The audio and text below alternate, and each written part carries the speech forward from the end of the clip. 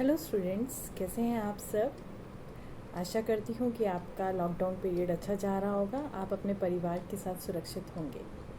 बच्चों, लेसन 1 हमारा फिनिश हो गया है। अब हम सेकंड लेसन स्टार्ट करने जा रहे हैं। सेकंड लेसन का नाम है बालक के जीवन पर बाहरी वातावरण का प्रभाव। क्या आप जानते हैं कोई भी राष्ट्र महान कैसे बनता है? उसको कौन से फैक्टर्स हैं जो महान बनाते हैं? क्या आर्थिक व्यवस्था उनकी, या फिर सैन्य ताकतें? आप ज़रा सोचें इस बारे में अच्छे से। विद्यार्थियों, राष्ट्र निर्माण में बाल शिक्षा बहुत महत्वपूर्ण होती है। एक बालक को कैसी शिक्षा दी है वो राष्ट्र का आईना होती है। बच्चों, ये देखिए, मेरे पास कुछ पुस्तकें हैं। आप देखिएगा ध्यान से। ये देखिए,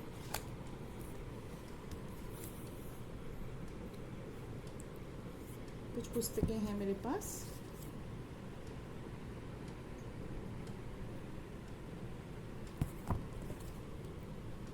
क्या आपको इनको देखकर पढ़ने का मन कर रहा है? बहुत कलरफुल सी लग रही हैं।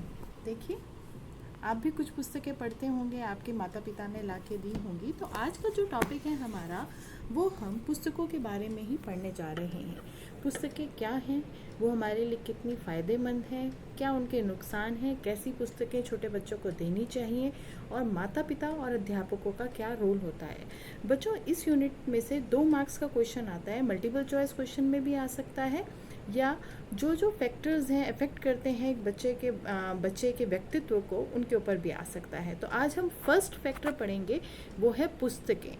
बेटा, वुड्सवर्थ बहुत बड़े इंग्लिश पोएट थे। उन्होंने बोला था, child is the father of man, अर्थात बालक जो है वो मनुष्य का जन्मदाता है। जन्मदाता कैसे है? जो बाल्यकाल है व्यक्ति के जीवन का निर्माण काल होता है। इनिशियल ईयर्स जो होते हैं वो फाउंडेशन ईयर्स होते हैं, एक बेस होता है। जैसा उनका बचपन होता है वो निर्धारित कर देता है कि आगे आने वाला उनका जीवन कैसे होगा। वो उनके व्यक्तित्व में अमिट छाप छोड़ता है। बच्चों, बालक के जीवन को मानवीय तत्व ही प्रभावित नहीं करते। मानवीय तत्व जो हमने पिछले लेसन में पढ़े थे, मानवीय तत्व थे हमारे माता पिता, हमारे शिक्षक गण, अध्यापक गण, हमारे रिश्तेदार, पड़ोसी, हमारे मित्र, बंधु, वो ठीक है। उसके अलावा और भी बहुत सारी चीज़ें हैं, अमानवीय तत्व हैं जो उन्हें अफेक्ट करते हैं। तो उसमें से फर्स्ट जो आज हम करने वाले हैं स्टार्ट, वो है पुस्तकें। जो अच्छी पुस्तकें होती हैं बच्चों, वो मानव जीवन की मित्र होती हैं। कहते हैं कि अगर आपके पास एक अच्छा दोस्त नहीं है लेकिन आपके पास बुक्स अच्छी हैं, तो उससे बड़ी कोई बात नहीं है। You are very lucky one. तो बाल साहित्य है जो, उसकी बहुत इम्पोर्टेंस है। वो जहाँ एक और बचपन को बचाता है, वहीं दूसरी ओर आहिस्ते से आकर आपकी मूल्यों को आदतों के साथ जोड़ देता है, जो जीवन पर्यंत चलती हैं और आपकी व्यक्तित्व को इम्प्रूव करती हैं। जो बुक्स होती हैं बच्चों, वो हमारे जीवन में आनंद ले आती हैं, उल्लास ले आती हैं।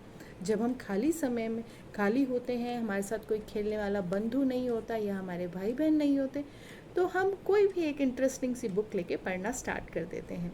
ऐसा है ना? आप कौन कौन सी पुस्तकें पढ़ते हैं, मुझे ज़रूर बताइएगा।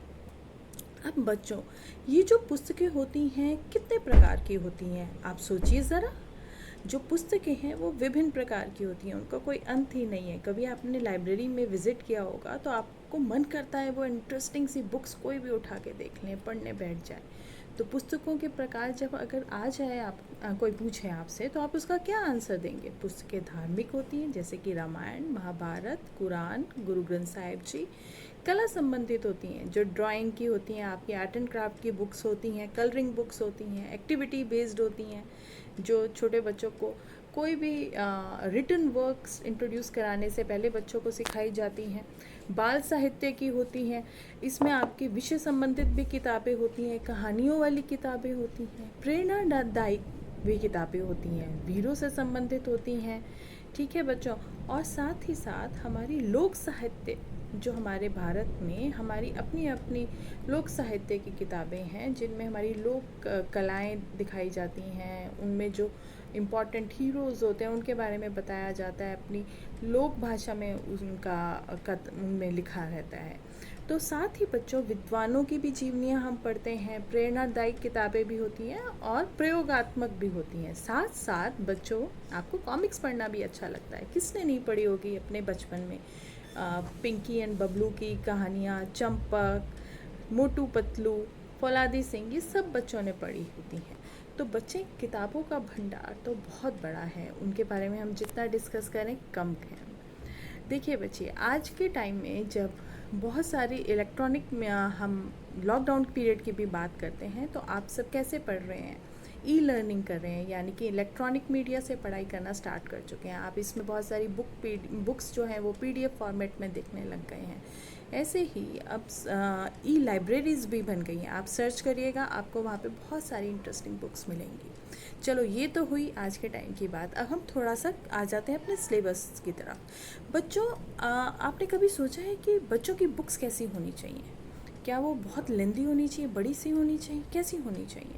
तो जो छोटे बच्चे होते हैं, जब हम उनको बुक्स इंट्रोड्यूस कराते हैं, वो कलरफुल होती हैं, उसमें सिर्फ पिक्चर्स होती हैं, ठीक है।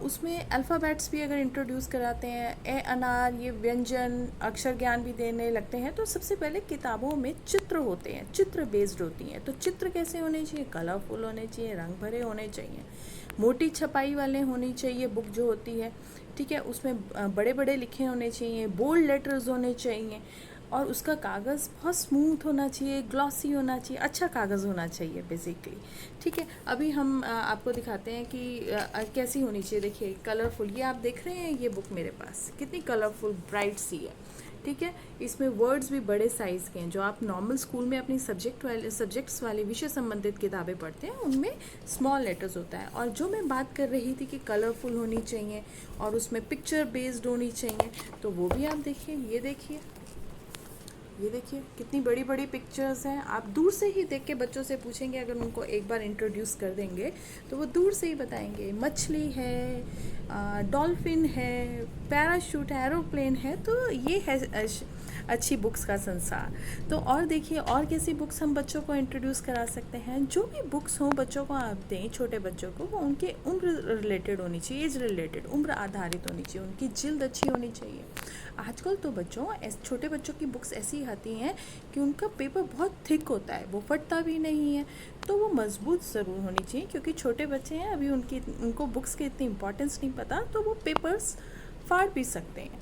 तो हमने अभी तक क्या पढ़ा कि बुक्स का क्या रोल है, वो कौन कौन से टाइप्स की होती हैं, ठीक है। अब हम जो पढ़ेंगे उसमें आ जाएगा आपके पुस्तकें पढ़ने का लाभ क्या होता है, पुस्तकें हमें क्यों पढ़नी चाहिए, हाँ, उससे क्या फ़ायदा है, हमें खेलना ही चाहिए हर टाइम। हम तो यही सोचते थे जब छोटे थे, लेकिन फिर भी हमारे पेरेंट्स, हमारे टीचर्स कहते थे कि पढ़ना है। जब हम स्कूल जाते थे तो वहाँ पे बहुत मज़ा आता था, मैम एक्टिविटीज़ कराती थी, बुक्स बहुत कलरफुल होती थी, राइट। तो अब हम उसके लाभ क्या हैं, ठीक है। तो अगर हम अपना बाल विकास के माध्यम से सोचते हैं हम इसको, ठीक है, जब भी आप आंसर लिखेंगे, आपको वेग आंसर नहीं लिखना कि क्यों बुक्स अच्छी हैं, आपको शॉर्ट एंड क्रिस्प आंसर लिखना चाहिए, उसमें हेडिंग्स होनी चाहिए और मार्क्स अच्छे आते हैं आपको। तो आपको साइंटिफिक रीजंस लिखने हैं आपके। जब आप पुस्तक पढ़ने का लाभ नंबर 1, वो ज्ञान भंडार में वृद्धि करता है। जब पुस्तकें हम पढ़ती हैं, उससे बेटर, हमने पहले भी पढ़ चुके हैं, कोई बेटर फ्रेंड नहीं है। तो वो हमें क्या ज्ञानवर्धन करता है, शब्द ज्ञान में बढ़ोतरी होने लग जाती है, नए नए शब्द पता चलने लग जाते हैं। भाई, एक ही पानी को हम जल भी कह रहे हैं, नीर भी कह रहे हैं, ठीक है। तो शब्द ज्ञान में तो वृद्धि हो रही है। अब आप अपने जहाँ गांव में रहते हैं, जब आप उसके बारे में कुछ पढ़ेंगे, नेट पे जाके पढ़ेंगे या बुक्स में पढ़ेंगे, आप हरियाणा के बारे में पढ़ेंगे, तो नेचुरली आपकी शब्द ज्ञान में वृद्धि होगी, आपकी ज्ञान भंडार में वृद्धि होगी। और दूसरा, पठन योग्यता का विकास होता है। बेटा, छोटे बच्चों की क्लासेस में रीडिंग कॉम्पिटिशन्स भी होते हैं। वहाँ पे आप 5 मिनट्स में कितने पेजेस रीड कर लेते हैं, कितने वर्ड्स रीड कर लेते हैं। जो बच्चे अपनी बुक्स बहुत पढ़ते हैं, रीडिंग स्पीड अच्छी होती है, उनको आगे कॉम्पिटिशन्स तक भी बहुत फ़ायदा होता है। क्योंकि अगर आपको 10 सेकेंड्स में, 20 सेकेंड में कोई क्वेश्चन सॉल्व करना है, कोई कॉम्प्रिहेंशन पैसेज इंग्लिश का रीड करके उसका आंसर देना है, तो वो आपका रीडिंग हैबिट पे ही डिपेंडेंट होता है। तो ये सारी चीज़ें आ जाती हैं हमारी भाषा विकास से रिलेटेड। दूसरा आ जाता है कि बुक्स का हमारे व्यक्तित्व पर क्या प्रभाव पड़ता है। बहुत सकारात्मक प्रभाव पड़ता है, depending on the type of books that you are reading. Fine. अब उसमें हम क्या करें, जब आप बुक्स हैं उसका सकारात्मक प्रभाव क्या पड़ेगा, आपके घर में कोई भी नहीं है मान लीजिए खेलने के लिए, आप बोर हो रहे हैं, आपके ब्रदर सिस्टर भी कहीं गए हुए हैं, ठीक है, और आपको कोई काम भी नहीं है, तो आप एक अच्छी सी बुक लेके पढ़ने बैठ जाते हैं, तो उससे आपका संवेगात्मक तनाव दूर हो जाता है। आपको पता है कि जब हमारे पास कोई काम नहीं होता तो हमें गुस्सा आने लग जाता है, क्रोध आने लग जाता है, तो संवेगात्मक तनाव दूर हो जाता है।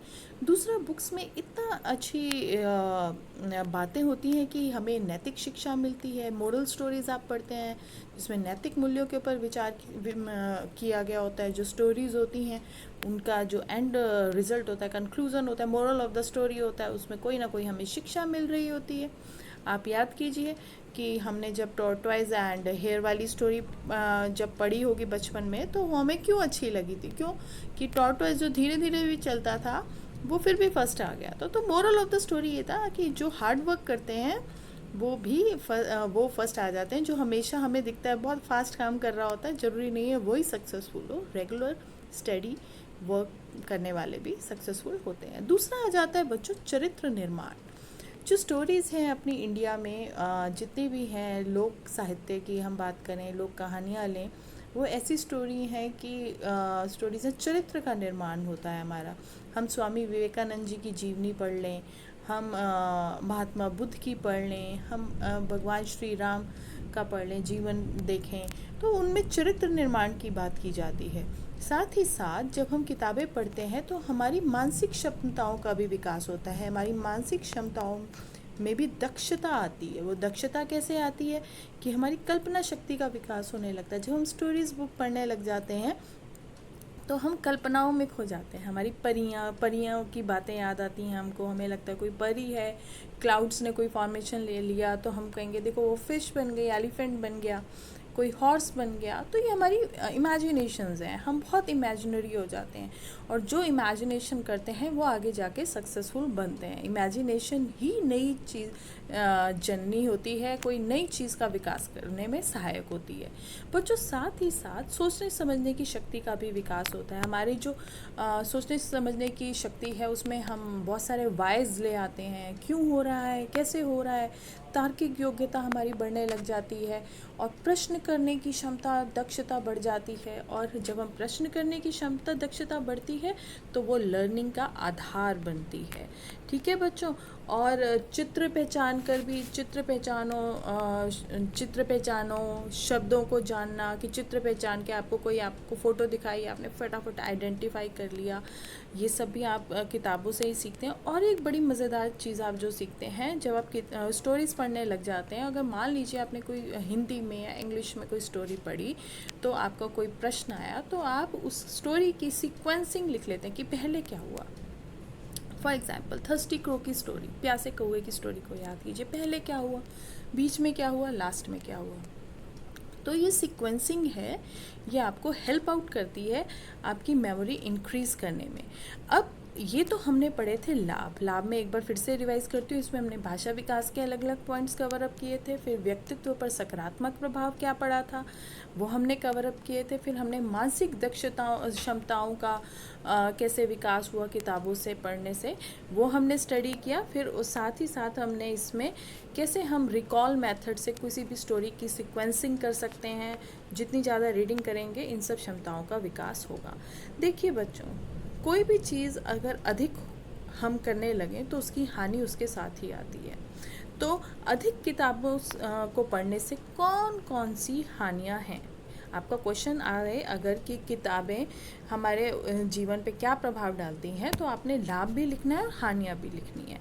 देखिए बच्चों, अगर बच्चे ज़्यादा से ज़्यादा कॉमिक्स पढ़ने लग जाएं, कोई स्टोरीज़ ज़्यादा पढ़ने लग जाएं, तो धार्मिक पुस्तकों को और शिक्षाप्रद पुस्तकों को पढ़ने में उनकी कोई रुचि नहीं रहती है।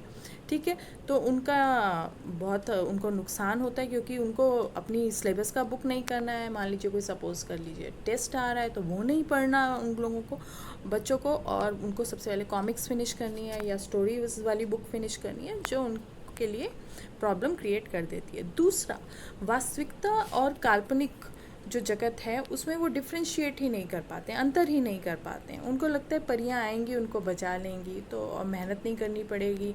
अलादीन आएगा, कोई मैजिक सा दिया मिलेगा, उसमें से अलादीन निकलेगा और फटाफट कुछ कर देगा। तो ये सब कल्पना में होता है, वास्तविक ज़िंदगी में नहीं होता, उसमें हमें हार्ड वर्क करना ही पड़ता है। दूसरा, अगर हम ज़्यादा बुक्स पढ़ने लग जाते हैं, बुक वॉर्म बन जाते हैं टोटली, तो हमारी फ़िज़िकल डेवलपमेंट रुक जाती है। देखिए बच्चों, जितना हम खेलते हैं उससे हमारी फ़िज़िकल डेवलपमेंट अच्छी होती है, हमारी हाइट अच्छी रहती है। नहीं तो हमारी हाइट ग्रो नहीं करती है और हम फैटी होने लग जाते हैं, राइट। तो जो ज़्यादा बुक्स भी नहीं पढ़नी चाहिए, आपको एक शेड्यूल टाइम में ही पढ़ना चाहिए। तो ये 3 इम्पॉर्टेंट हानियाँ थी जो आप कर सकते हैं। और अगर आप गलत बुक्स पढ़ेंगे या जिनमें अच्छे वर्ड्स नहीं होंगे या अच्छी ग्रामेटिकल कोई मिस्टेक्स होंगी, तो वह व्यक्तित्व पर एक नकारात्मक प्रभाव डालती हैं। देखिए बच्चों, ये हम पुस्तकों के बारे में पढ़ रहे थे, इसमें हमने फिर से मैं आपको रिवाइज़ करा रही हूँ साइमल्टेनियसली। तो हमने सबसे पहले बताया, हमने बात की थी वुड्सवर्थ की। उन्होंने बोला था कि जो बालक है वो child is the father of man. फिर उसके बाद मैंने बताया कि कौन कौन से टाइप्स की बुक हैं। फिर हमने पढ़ा कि बालकों की किताबें कैसी होनी चाहिए। फिर मैंने आपको बताया कि बच्चों की पुस्तकें पढ़ने के क्या लाभ हैं, उनकी हानियाँ क्या हैं। अब आ जाती है बहुत ही इम्पॉर्टेंट चीज़। क्या चीज़ है वो? बेटा, परिवार एवं शिक्षकों की भूमिका। पुस्तकों के चयन में परिवार और शिक्षकों की भूमिका। देखिए, बच्चा कौन होता है? 18 ईयर्स से कम, ठीक है, 18 ईयर्स से भी नहीं कम, 18 ईयर्स से कम नहीं बोलेंगे, हम बोलेंगे इसको 10 ईयर्स से कम, क्योंकि उसके बाद किशोर अवस्था शुरू हो जाती है बाल्यकाल में।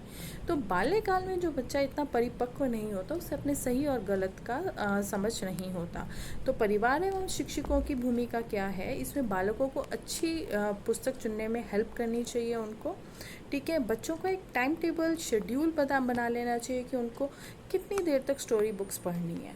बेशक वो डेली पढ़े, लेकिन उनके कुछ मिनट्स, हाफ एन आवर वो डिसाइड कर देना चाहिए और बच्चों को उसी के अकॉर्डिंग पढ़ना चाहिए। तीसरी चीज़ आ जाती है पेरेंट्स की। पेरेंट्स क्या कर सकते हैं? रात को bed time stories read out कर सकते हैं। आप अपने पेरेंट्स के साथ कोई भी इम्पॉर्टेंट जो है वो स्टोरी बुक्स रीड कर सकते हैं, या आपको टीचर ने जो स्कूल में सुनाई है आप उनके साथ वो भी शेयर कर सकते हैं, ठीक है। तो जब हम अपने पेरेंट्स के साथ सुनते हैं स्टोरीज, तो और भी मज़ा आता है, क्योंकि वो इंटरेस्टिंग इनपुट डाल देते हैं उसमें, बड़े मज़ेदार तरीके से सुनाने लग जाते हैं और आप भी बड़े इंटरेस्ट से सुनते हैं, ठीक है। नेक्स्ट आ जाता है कि बच्चे जब बुक्स पढ़ने लग जाते हैं तो उनमें सेल्फ रीडिंग की हैबिट डेवलप हो जाती है, स्वाध्याय की हैबिट डेवलप हो जाती है, जो आगे जाकर उनके जीवन का आधार बनती है। उनकी स्वाध्याय की प्रवृत्ति का विकास होता है, ठीक है। तो नेक्स्ट, अब ये आपका पूरा हो गया है। अब आपने इसमें क्या निष्कर्ष निकला जो आपने पूरा चैप्टर पढ़ा? ये कि जो बालक हैं वो गीली मिट्टी के समान होते हैं, लेकिन बाल साहित्य जो होता है उनकी पर्सनालिटी को, उनके व्यक्तित्व को निखारता है। उसके माध्यम से वो संस्कारवान बनते हैं, उनका ज्ञानवर्धन होता है। उनके संवेग जो होते हैं नकारात्मक, जैसे कि भय, जेलसी की फीलिंग, क्रोध, उत्तेजना, वो सब शांत हो जाते हैं और सकारात्मकता की तरफ मुड़ जाते हैं। जो पुस्तकें होती हैं या धार्मिक ग्रंथ होते हैं वो बच्चे के लिए पथ प्रदर्शक का काम करते हैं, उनको जीवन भर सही दिशा दिखाते रहते हैं, ठीक है। और अपने समाज के एक संस्कारवान जो बच्चे होते हैं वो किसी भी समाज की नींव होते हैं। धन्यवाद बच्चों। इसमें एक एक्टिविटी आपको करनी पड़ेगी। अब ई लर्निंग तो स्टार्ट हो ही चुकी है इलेक्ट्रॉनिक वे से, ठीक है। तो आपने एक नेट पे बहुत ही प्यारी कविता है, किताबें कुछ कहना चाहती हैं, वो आप ढूंढिए और कलरफुल सी अपनी कॉपी में ड्रॉ कीजिए।